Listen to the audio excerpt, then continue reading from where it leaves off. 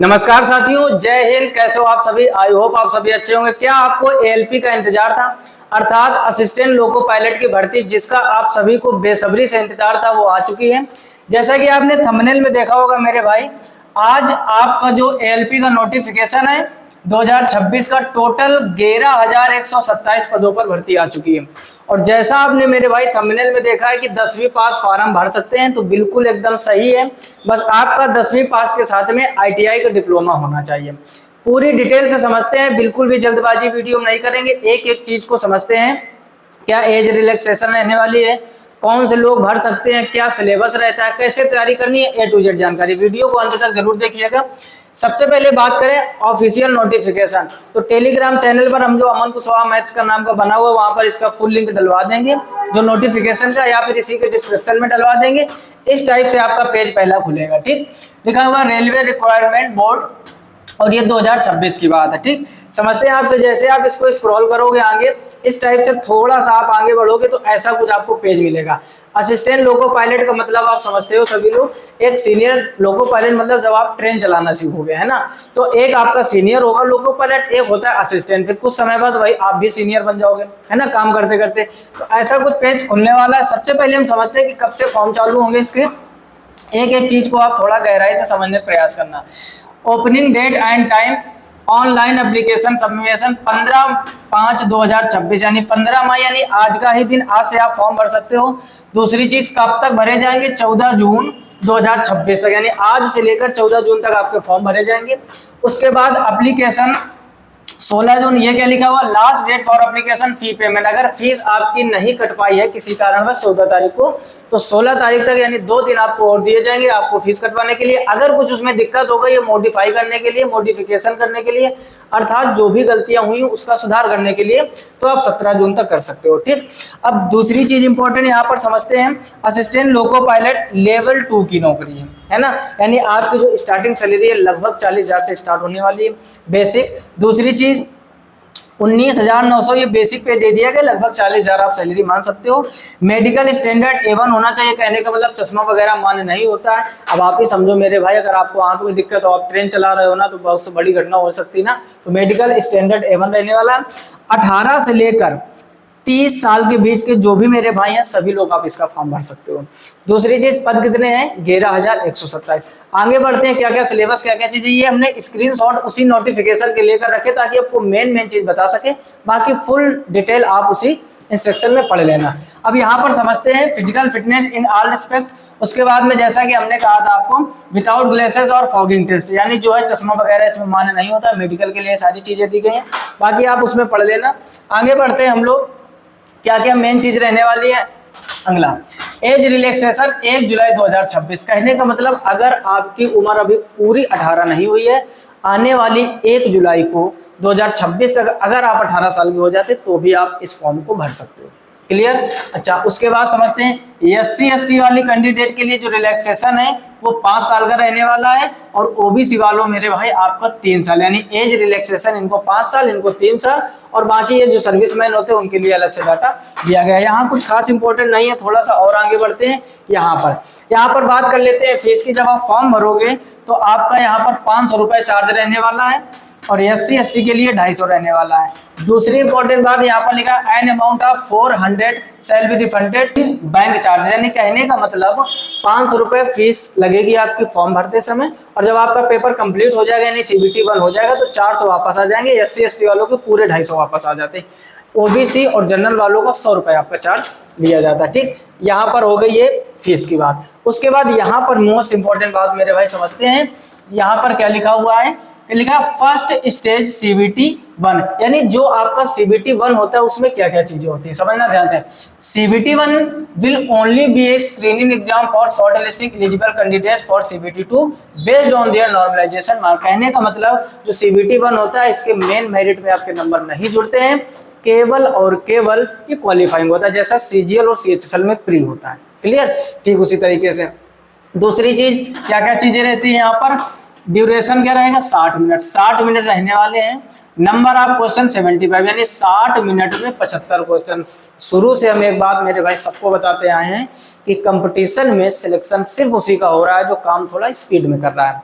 आपको गणित आती है, आपको रीजनिंग आती है, आपको जीएस आती है, सब बातें सही है, लेकिन अगर आपके अंदर स्पीड नहीं है, 30 से 40 सेकेंड में आप क्वेश्चन नहीं कर पा रहे हो तो आपका सिलेक्शन नहीं होगा। आप कितने भी पढ़ने में होशियार हो सकते हो, लेकिन पढ़ने के लिए, पेपर निकालने के लिए स्मार्ट वर्क करना जरूरी है।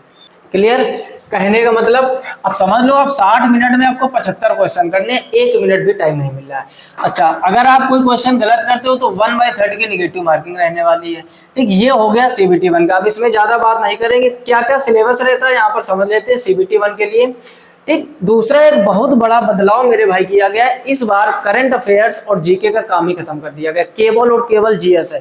जी हाँ मेरे भाई, बिल्कुल आप सही सुन रहे हो। इस बार जो एलपी का पेपर देने वाले हो, करंट अफेयर्स नहीं मिलेगा और GK question and history, polity, सबका झंझट खत्म हो चुका है। समझते हैं, यहाँ पर आप देख रहे होगे मैथमेटिक्स का ये सिलेबस है। ठीक, यहाँ पर मैथमेटिक्स के सिलेबस को आप समझ लीजिए क्या क्या चीजें रहने वाली हैं। सबसे पहले आप देख रहे होगे यहाँ पर नंबर सिस्टम से क्वेश्चन बनने वाले हैं, बोर्ड मास से बनने वाले हैं, डेसिमल से बनने वाले हैं, फ्रैक्शन हो गया, एलसीएम एचसीएफ हो गया, रेशियो एंड प्रोपोर्शन हो गया, परसेंटेज से क्वेश्चन रहते हैं, मेंसुरेशन हो गया, टाइम एंड वर्क हो गया, time and distance, simple and compound interest, profit and loss, algebra हो गया, ज्योमेट्री हो गया, ट्रिग्नोमेट्री हो गए, elementary statics, square root, age calculation, calendar, clock, pipe system, pipe and system यानी पाइप तथा टंकी के। यानी कहने का मतलब एडवांस और अर्थमेटिक अच्छे लेवल से आने वाले क्वेश्चन। दूसरी चीज मेंटल एबिलिटी यानी रीजनिंग में एनालॉजी हो गया, अल्फाबेटिकल हो गया, बाकी आप नोटिफिकेशन में पढ़ लेना। यहाँ पर सबसे तगड़ा खेला किया गया है सी नंबर में। क्या लिखा हुआ है? General science, the syllabus under this shall cover physics, chemistry and life science. Life science मतलब हो गया बायोलॉजी मेरे भाई, 10th स्टैंडर्ड लेवल, यानी इस बार आपकी केवल फिजिक्स, केमिस्ट्री और बायोलॉजी रहेगी। तो इसका मतलब समझ लो, कोई भी जीएस का, हमेशा याद रखो मेरे भाई, कोई भी जीएस का पेपर हो, सबसे ज्यादा वेटेज 80% लगभग रहता है मेरे भाई किसका? फिजिक्स का। सभी लोग भली बात जानते हो, लगभग 15% रहता है बायोलॉजी का और 5% में आप मान सकते हो केमिस्ट्री। यानी सबसे ज्यादा वेटेज देखे तो फिजिक्स का रहता है। फिजिक्स को आपको जीएस में बढ़िया तरीके से पढ़नी पड़ेगी। अच्छा, आगे बढ़ते, ये तो हो गया सीबीटी 1। उसके बाद लिखा है सेकेंड स्टेज सीबीटी 2। सीबीटी 2 में क्या क्या चीजें रहती है उसको समझ लेते हैं मेरे भाई। ठीक, ये सारी की सारी चीजें सीबीटी 2 की दी गई हैं। ठीक, अब यहाँ पर समझते हैं सीबीटी 2। लिखा है short listing for candidates for CBT 2 shall be done RRB wise and community. ये सब चीजें आप पढ़ लेना। सीबीटी 2 में क्या क्या मेन चीज रहते हैं यहाँ पर? पैटर्न एंड सिलेबस सीबीटी 2 समझते हैं ध्यान से। सीबीटी 2 का जो सिलेबस है वो भी सेम रहने वाला, बस इसमें ध्यान क्या देना है आपको। सबसे पहले देखोगे पार्ट ए 90 मिनट में आपको 100 क्वेश्चन करने, यहाँ भी 1 मिनट से कम मिल रहा है। और जो पार्ट बी रहता है 60 मिनट में 75 क्वेश्चन करने हैं और 1/3 की निगेटिव मार्किंग रहेगी। एक चीज मेरे भाई और समझना है कि यहाँ पर आपके जो दो पेपर होंगे, दो, ठीक, एक पार्ट ए पार्ट बी, तो जो मेन मेरिट आपकी जो बनेगी वो पार्ट ए के हिसाब से बनती है। ठीक, हर एक चीज बेहतर तरीके से समझ लीजिए। पार्ट बी केवल क्वालिफाइंग रहता है। दूसरी चीज, पार्ट ए में वही आपका सिलेबस रहने वाला, मैथ और रीजनिंग और जीएस जो है, और जो पार्ट बी 60 मिनट में 75 क्वेश्चन करने, ये जो आपने डिप्लोमा किया आईटीआई का, उससे इंजीनियरिंग से रिलेटेड क्वेश्चन बनेंगे और वो केवल क्वालिफाइंग है, वो आपके फाइनल मेरिट में नहीं जुड़ेंगे। ठीक, 1/3 की निगेटिव मार्किंग रहेगी। और यहाँ पर लिखा है in part A minimum pass percentage for eligibility UR and EWS 40%। और उसके बाद में लिखा है only the marks scored in part A लिखा हुआ है, यानी पार्ट ए के केवल स्कोर होंगे। और उसके बाद में जो पार्ट बी है वो केवल आपका क्वालिफाइंग रहने वाला और उसके लिए लगभग 35% मार्क आपके होने चाहिए। समझ गए पूरी बात? यानी पार्ट सीबीटी 1 जो होगा वो भी क्वालिफाइंग, फिर सीबीटी 2 में जब आप जाओगे तो वहां 2 पेपर होंगे, part A part B. Part A की मेरिट केवल बननी जहां मैथ रीजनिंग और जीएस आएगी, और पार्ट बी भी क्वालिफाइंग रहेगा जहां इंजीनियरिंग के क्वेश्चन बनेंगे। क्लियर हो रहा है ना? अच्छी तरीके से एकदम आराम से समझा रहे हैं, कोई जल्दबाजी मेरे भाई आपको नहीं करनी है। ठीक, ये सब चीजें। अब उसके बाद में बात करते हैं थोड़ा सा सिलेबस की। ठीक, यानी सीबीटी 2 के लिए सिलेबस क्या क्या रहने वाला है। ठीक है, आप समझते हैं सीबीटी 2 के सिलेबस। यहाँ लिखा है सिलेबस फॉर पार्ट ए। तो मैथमेटिक्स के भाई नंबर सिस्टम, बोर्डमान, डेसिमल, फ्रैक्शन, यानी कहने का मतलब percentage, mensuration, time and work हो गया, ट्रिग्नोमेट्री, यानी एडवांस और अर्थमेटिक, यानी जितने चैप्टर सीबीटी 1 में उतने ही सीबीटी 2 में, बस सीबीटी 2 का लेवल वो क्वेश्चन जो होते हैं ना थोड़ा सा बढ़ जाता है।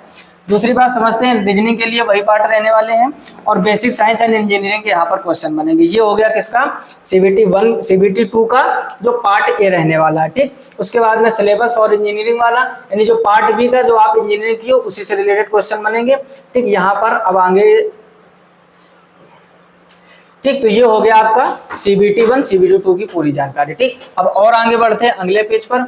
अगले पेज पर जब आओगे तो ये आपका यहाँ पर जो चीजें दी गई हैं वो आपकी जोन वाइज, ध्यान से समझो, जोन वाइज आपकी कितनी कहाँ वैकेंसी है वो चीज। जैसे अहमदाबाद में SC के लिए पद कितने, ST के लिए, OBC के लिए, EWS के लिए, सब कुछ यहाँ पर पूरी डिटेल दे रखी है। बाकी सब आप नोटिफिकेशन में देख लेना, गोरखपुर हो गया, गुवाहाटी हो गया, जम्मू हो गया, कोलकाता, मुंबई, पटना, रांची, ये सारी चीजें, ठीक। तो यहाँ पर अब हम थोड़ा सा समझ लेते हैं क्या, ये आपके रहने वाले हैं कैटेगरी वाइज टोटल वैकेंसी। और यहाँ पर आप देख रहे हो कि 11,127, तो मेरे भाई 11,127 पदों पर केवल ALP की वैकेंसी आ चुकी है। जितने भी लोग इंतजार कर रहे थे बेहतर तरीके से लग जाइए। जैसे ही फॉर्म आपका भर जाएगा 3 से 4 महीने के अंदर एग्जाम होना तय है और इतने कम समय में पूरी तैयारी करना थोड़ा सा मुश्किल है। तो जो लोग पहले से लगे हैं या जो लोग आज फॉर्म भर के तुरंत तैयारी में लग जाएंगे तो आपका 100% पेपर क्वालिफाई होगा। दूसरी इंपॉर्टेंट बात मेरे भाई कि जब भी मैथ या रीजनिंग लगाओ टाइम कम लगना चाहिए और टाइम कम करने के लिए एक ही बेस्ट रामबाण होता है क्या, प्रैक्टिस। अगर आप मैथ रीजनिंग की प्रैक्टिस अच्छी करते हो, अच्छा जो लोग RRB ग्रुप डी यानी रेलवे ग्रुप डी और NTPC के एग्जाम की तैयारी कर रहे हैं या ALP, देखो मैथ पढ़िए आप। हमेशा एक बात बोलते हैं हम, कोई रेलवे की गणित पढ़ रहा है, कोई SSC की गणित पढ़ रहा है, कोई पुलिस की गणित पढ़ रहा है, हमेशा आप बर्बाद रहोगे अगर इस तरीके से आप हरकतें कर रहे हो। मैथ मतलब मैथ पढ़ रहे हो तो मैथ को अच्छा कीजिए, कोई भी एग्जाम हो आपको क्वालिफाई होगा। बात समझ पा रहे हैं।